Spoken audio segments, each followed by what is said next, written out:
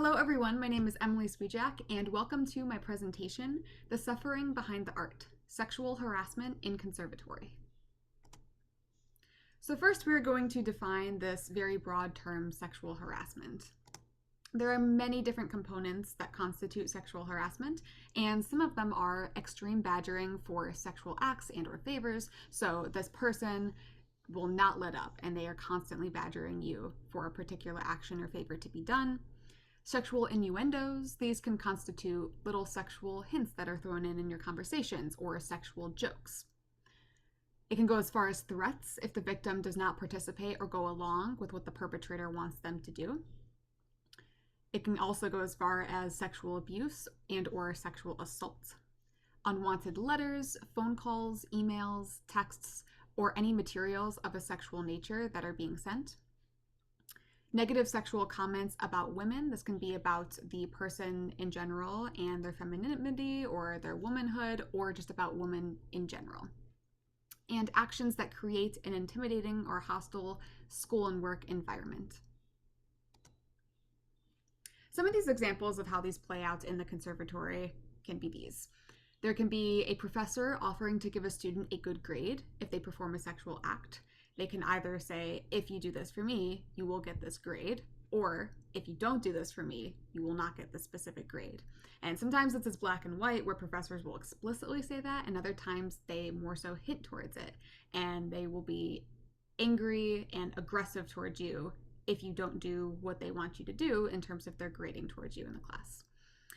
A professor can threaten to put the student's career, their reputation, or even their life at risk if the student doesn't abide by the professor's wishes. Now, this all ties back to power dynamics, which we will talk about later on, but the professors do hold this power of the student's career and their reputation, their name, who they are. Specifically in the music world, it's a very small world, and a professor can easily destroy a student's reputation if they want to, and if the student doesn't do exactly what the professor asks them to do. So there's a morality here for the professor. And there can even be threats towards the student, quite literally, of their life if they don't abide by what the professor wants them to do. There's also grooming behavior. This is a brainwashing technique. It's a very common misconception that grooming is only for child sexual abuse, but it's during any instance where there is a power dynamic. So here in conservatory, between a professor and a student, or a TA and a student, wherever there is power, grooming can grow from that. And that is where the perpetrator builds trust and or some sort of an emotional connection with somebody who is young and vulnerable with the means to sexually abuse them. So they're planning on doing it. They're slowly starting with little comments, and it grows from there and becomes sexual abuse. And here we have a real-life example of sexual innuendos from a podcast called Dissonant Dialogues that I actually co-host as well. Let's take a listen. Uh-oh, what did Uncle Wolfie do to you? Don't tell your parents. The meaning was obvious. Mozart had written some clever and or tricky transition/development in the music, and the professor wanted us to say what it was. But the implication of the joke was that Mozart, Uncle Wolfie, had molested us, and he would have had plausible deniability if not for the don't tell your parents part. That very much implies that it was some kind of child abuse that was being joked about. I remember in real time almost laughing at how bold the first half of the bit was, and then just being shocked when he said the second half of the joke. If all of the rest of the culture was positive and somebody made an off-color joke, it would be easy to write it off and be like, okay, that's some dark humor. But then when you know about the sexual abuse that goes on, and and the grooming and just the emotional abuse in general, it's one of those things that you can't look at it isolated anymore. And it's ruined a lot of these interactions and memories I have of kind of those slightly bold jokes that make you feel like, oh, we're all grown-ups and people are being a little bit risque. And then you look back and you go, hold up. No, this is so much more insidious than I thought. So this podcast, Dissonant Dialogues, is all about conservatory culture and classical music culture. And specifically, we kind of dive into the things that aren't talked about and that are all hush-hushed about, that people are afraid to talk about, whether they are the perpetrators themselves or the victims, because they're worried their reputation could be ruined, and or they're embarrassed by it, or they're protecting certain people. So this instance exactly that was talked about has happened. And it happened to somebody that had spoken into our podcast as we were talking about conservatory culture in particular. And the sad thing is I actually knew this professor, and I knew of this professor, and although they were inappropriate with me in some other ways, to see that it went as far with somebody else that they were more into with making child molestation jokes in a classroom in front of so many people. And I think a very important takeaway here is that nothing was reported, and that there necessarily wasn't anything that could be reported in this instance either, that the conservatories will protect those that they are employing. So there was really nothing that the students could have done in this part. And then you can see when co-host Claire is speaking about how the grooming behavior and the sexual abuse that everybody knows that goes on with certain professors, and how you just have to put up with it and you have to just protect yourself, and it's kind of a we're all in it on our own sort of thing. How when everything ties back together, and once you get a little bit older and you graduate from conservatory, and then you are an adult yourself and supporting yourself, living that adult life, no longer a young student life, where you start to see these connections and you start to realize that certain things were extremely immoral, not appropriate.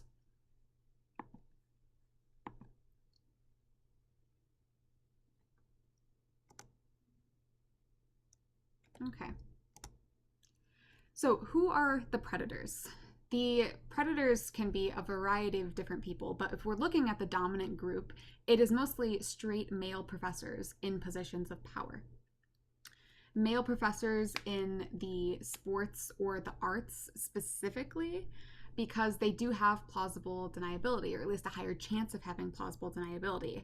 Specifically in the arts, when we're talking about conservatory, they do have a much better chance of kind of playing it off as in, well, I was just trying to fix her bow hand, her pinky wasn't curved, this was happening, or, oh, like, I thought it was this small problem, but it ended up being a shoulder issue, so I had to show her how to work her shoulder and massage it and do these exercises, and then it starts to turn into massages and inappropriate time alone. For one, when you're taking private lessons, you're one-on-one with a professor. If you go for extra help, if you're struggling in a class, if you're vulnerable and you go to a professor for help, you most likely have to meet in an office space, and that is also where sexual abuse can occur. Most of the victims are young and or vulnerable women. The dominant group has designed the feeding ground for sexual harassment as well, which I think is important to note. So straight white men have set the system up and have designed it so it does work out well in their favor. These men are able to thrive in the world that they made, while these young women are fighting just to survive. So trust and fear, how does this happen? How does sexual abuse happen, right? We know it's wrong. We know that we should report, right? That's what we're told to do. So how does all of this happen? Getting into the mind of a predator, first, it's very important to note that it is the perpetrator's responsibility and fault solely. It is only theirs for their abuse. It is never the victim. So we're not going into victim blaming as in, how does this happen? How did they not do anything to protect themselves? No, it's how did we let this happen to this person? How and why did this person do it to this person? It's very important to note, too, that we are taught about sexual harassment in education, right? Especially women. We're talked about this. We know that sexual harassment happens, and we are taught very surface level, that we don't really get an idea of truly how unsafe that we are. So we're taught that it's the creepy guys. It's the guys that are strange or weird or not really, they don't talk much. They're not loved by society, when it tends to be just exactly those men. It's not just the creepy guys. And it's also not the unicorn idea that we have, that you report, then you're safe. The system is set up that if we do report, it will hurt the victims extremely in the long run in many different ways, which we will discuss later on. And it's kind of this false idea that is spoken about, that it's a simple solution, that you report and you're safe. So this can lead to victim blaming comments. Victims can have their career ruined entirely. So just by simply knowing that you are a sexual assault victim, and especially if it is by a professor or somebody in a position of power that is very loved by society. And most of the time, people don't want to believe the data. They don't want to believe the hard truth. and it can ruin the victim's life and career. Sometimes sexual assault victims can even be fired. This has happened before, where it can be that they're fired because they spoke out about their abuser, they're fired because they've developed PTSD or CPTSD from the abuse, they're labeled a whistleblower, so nobody really wants to work with that person because a lot of systems are set up to enable this kind of abuse. So these other people and systems start to fear, oh, well, if this victim's hired, we're risking being exposed too. And involves a lot of grooming and brainwashing throughout this entire cycle of abuse, right? So it's not as simple as that the victim is like, okay, this happened to me, I need to report. But there's a lot that happens up here. We're trying to process something as complex as sexual abuse, and especially when there's grooming and brainwashing techniques in a long period of time. And if you knowing your abuser beforehand, it's very complicated to simply go and report immediately. So, a lot of women are also very desensitized to sexual innuendos, right? So, just like the podcast episode that was discussed prior, the Mozart child molestation joke, right? Nobody reported that. And there's also a really great scientific example used from Solar Studios about a frog. So, there's the study done that if you take a frog and you immediately put it in boiling water, the frog is going to freak out. It's going to jump out, and it's not going to want to sit in that boiling water because it's an immediate change, and they want to save themselves. They're aware of the danger that they're in immediately. But if you put a frog in lukewarm water and you very gradually start to increase the heat of the water, and it becomes as high as boiling water to the point where then the frog dies, the frog will stay in that water, and the frog will naturally die from the intense heat of the water. With this gradual increasing of the heat of the water. So, what exactly does this mean? When there is grooming and brainwashing involved, or when it simply starts with small sexual innuendos and then abuse progresses from there, the victim starts to blame themselves. And when abuse gets much more complex, then the victim's sitting there and they're like, well, gosh, I know what happens if I report it. And if I do report it, they're going to say, why didn't I say anything about those sexual innuendos? Or when it comes to the Mozart child molestation joke, why didn't I say anything about that? And immediately that's what they're going to question. They're going to think that I wanted it, that it was my fault because I didn't say anything earlier. But we're also desensitized to those sexual innuendos. Those jokes get tossed around all the time, right? That time wasn't reported. And there were many, many other times with my own personal experience and a lot of other experiences in conservatory where those things are said and happen. And they're not reported. And it leads down this line, especially gradual progression too, right? It's not very common that it is stranger sexual abuse and it's just an alley immediate sexual assault and you go to the police and you report and you get justice. That's not really the way things work out, although sometimes that's how they're portrayed in movies. But when it comes to stuff like this that happens with predators and specifically in conservatory, it starts small. So maybe the professor might just bump your knee or be playing with the holes in your jeans and making little jokes about them. Then is making a sexual joke about a time that they had with another professor when they went to an opera that was also about something sexual in the nature. So it's like, well, of course you're talking about something sexual in the nature. There's a lot of love and drama and sexual concepts in opera and in classical music. So of course you're talking about that. And you're talking about another professor that was joking about it. So this is okay. This has to be okay. And when these things start to slowly progress, and although the student's uncomfortable, the professor, TA, the person in power can still override that and use all those tactics we talked about earlier, and go as far as threats to get the victim to speak out about more particular things. And these threats can go as far as a professor threatening to put out a report of a student of concern, which they can do if they suspect that the student is struggling at all in school, or if a professor wants to recommend that the student takes a semester off. The professor has the power to do that and to threaten to get the student out of school. And if the student is paying a lot for their degree and working hard for their degree, that's being held against them now. Professors also know private medical information most of the time about their students, or they can even threaten that the students tell them particular private information, or they could be expelled from school, or this and that. They can use medical info, they can use any potential abuse that they just might suspect, or anything going on in the family if the student confides. So there are all these types of threats then that can go from there. So This is the idea of this progression, right, that we're talking about. It's not immediate boiling water, it's lukewarm water that goes to boiling water slowly. And the victim in this scenario is the frog, and the perpetrator in this scenario is the human that puts the frog in the lukewarm water.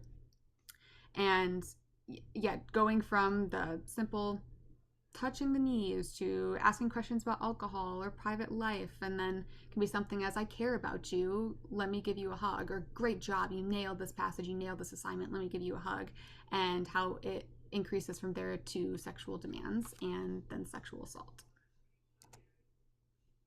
So take a moment to think about the biggest success story or person in sports or the arts. Something that you can think about that really just off the top of your head, you're like, ooh, this person, when they won this Olympic gold medal, or when they won this competition, or when they gave this performance. Think about what sticks up the top of your head. So before we go on, get that in your head, the story that you're thinking about, the person in the story in the scenario. It doesn't have to be details, but whatever comes to your head first. And then when you're ready, keep going with us. Was that story about a man? Did it involve a man? Was it about a man winning a competition, or a man performing this specific concerto, or a man's interview, etc.? Majority of success stories come from men, right? And there's a lot of reasons for this. This is that men generally have more privilege, they have more resources because of this privilege to become success stories. And that's really who the media focuses on. We do have a lot of successful women too, but the media tends to go straight to the male success stories. Because of these success stories, because of these men that are hyped up by the media, and that very much most of the time do have a lot of success, they also have power. And then there's a power dynamic created there. There's trust. You trust the people that you respect, right? And this power dynamic, trust and respect, is institutionalized in women towards men. So if you know a very famous violinist and you get the opportunity to study with them, you're going to be so excited to study with them. And you're not thinking, oh, I'm in a private room with them alone. What could this mean? So this example of an excited young female violinist studying privately with a renowned male violinist, that gives opportunity for abuse to grow. And that's something that we should be aware of and to protect. So avoiding repercussions in today's world. How exactly does the system let this happen, right? Why would it be designed to happen this way in the first place? Well, it's important to note that our systems have been constructed mostly by men, right? And it takes work for it to be deconstructed, but systems can be deconstructed. The avoidance of repercussions. The majority of predators are in the dominant group and have therefore designed this system, and they know its loopholes. They know how to avoid the repercussions because they're very much well aware of how to make it through those loopholes. This word over here, the kyriarchy, is a social system built around domination, oppression, and submission, specifically towards women. So this is the system that we are living in society. And then finally, out of 1,000 sexual assaults, 995 walk free. So because of this kyriarchy, this is the harsh data that we do have and that we are working with right now. When it comes to the sex offender registry, right, we get these notifications all the time. I don't know about you, but I get them on my phone of, oh, this person 2 miles from you, if even that, sometimes less than that, has just signed up for the sex offender registry. Considering that only 6% of offenders ever make it to prison, who is on the rest of the registry then? So many offenders on there are there for public indecency. So something as simple as like peeing on the streets. And a lot of these people are mentally ill or are homeless, and they are simply being punished when the ones that sexually abuse and sexually assault, who are very smart about it and are well known and liked by people, or know how to get people to like them, or are narcissistic, can avoid being put on this registry. And those are the ones that we should be fearing the most. There's also many offenders on there for falsely imprisoning a minor, people that tell somebody on the registry information about a minor. So a lot of the people on the sex offender registry are not just ones who sexually assault and sexually abuse. And most of those people don't even make it to being put on the registry because of this kyriarchy, the system that was designed not to protect women. Hard data matters, even if you are afraid to hear it. This is something I think we should repeat like 3 times in a row. Hard data matters, even if you're afraid to hear it. Hard data matters, even if you are afraid to hear it. A lot of the times we hear something about somebody that we love or respect or look up to, and we can't help but think, but they couldn't have done that. There's no way. Our brain, we weren't designed to be able to rationalize and work around and accept that this person, somebody that we respect, could do such a thing. And it's a really hard thing to process and accept, and especially when you're in conservatory and you have professors that you look up to and admire and respect, or even someone like your parents that you look up to, or a spouse, and to have to accept that this person that you thought was a safe and good person and that hid it very well has abused somebody and has been predatory towards somebody. It can be hard to accept that. And that's a huge step in growing in life, is that we do have to accept that there is this data out there to prove it. There is evidence and data that proves and supports these facts about who's on the registry and about how this predatory behavior works and how the system protects, and et cetera, et cetera. And we have to accept that it will be hard to hear, but we do need to hear it. So the importance of leaving reviews and staying safe. This is especially important for universities and, of course, for this presentation, conservatories, when you were leaving reviews about professors, right? Because when we go back to that Mozart child molestation joke, what could have been done? We can look back at it now, and it should never be in the student situation to have to, we're paying for education. We shouldn't have to worry about something like that happening. But to protect yourself and to protect others down the line, what can we do? Here's another episode from Dissonant Dialogues talking about the importance of leaving reviews, but also how to keep yourself safe when you do leave those reviews. If your school offers end of the semester reviews, please do them, and please be 100% honest. I've learned a lot over the past couple of years, I guess months in particular, but I guess years, about reviewing and how important it is to leave reviews. You can leave positive and negative things in a review. Please do that. Now, I know, like, for where I went to school, there was some safety concerns, and the professors could easily figure out who it was that made the review. Legally, they're not allowed to retaliate or to even guess who does it, but they do. Exactly. So, yeah. Yeah, something very important to talk about that Claire brought up is that we have these rules set in place legally, right? Professors are not supposed to retaliate or not supposed to threaten to hurt grades if they leave particular reviews, but that has happened many, many times in the past and currently as well. So this legal system, not really there to protect women, protect the victims. It's there to protect the perpetrators. And that's something that's, once again, harsh data to accept, but is the reality. Yeah, so there is that risk. So you need to do whatever you can to hide your identity. Like, specifically write something in like different language that you wouldn't usually use. Like, make it sound whatever. Click on the thesaurus, Yeah, literally. Use different words. But it's very important. There has to be some sort of paper trail in case this professor is doing something wrong, or if they're doing something really well. Make sure. So paper trail. Right? That's what this is. It's creating a paper trail. Nothing could have really been done against that professor that made the child molestation joke about Mozart. That couldn't have been made. There's nothing really that could have been done there because the system is designed to protect sexual innuendos and comments like that. So starting the paper trail, unfortunately, is what we have to do. So if something worse happens, and or more likely when something more happens, there's evidence and there is a paper trail. Although there are a lot of people afraid, right, for their reputation, saying, I can't leave this about a professor. I could be hurting my grade. If somebody else finds out, this could be bad for me. That's why it's very important to hide your identity and keep yourself safe. Sure, that there's this on file of saying, oh, look at all these wonderful things that they've been doing over these years, or these things that are bad. It's so helpful, and it helps students down the line, too, that you want to keep safe and help them have a good education for everybody. Yeah, so leaving good and bad reviews, right? You also want to talk about the good things that professors might have done that you think deserves a reward. So using reviews to your advantage absolutely can help keep not only you safe, but everyone safe as well. And when you're thinking about students down the line, maybe that professor that made the child molestation joke ended up assaulting a student down the line, and that could have been prevented, or handled better if there was a better paper trail. So something like that. Leaving reviews, it can help protect people just like that.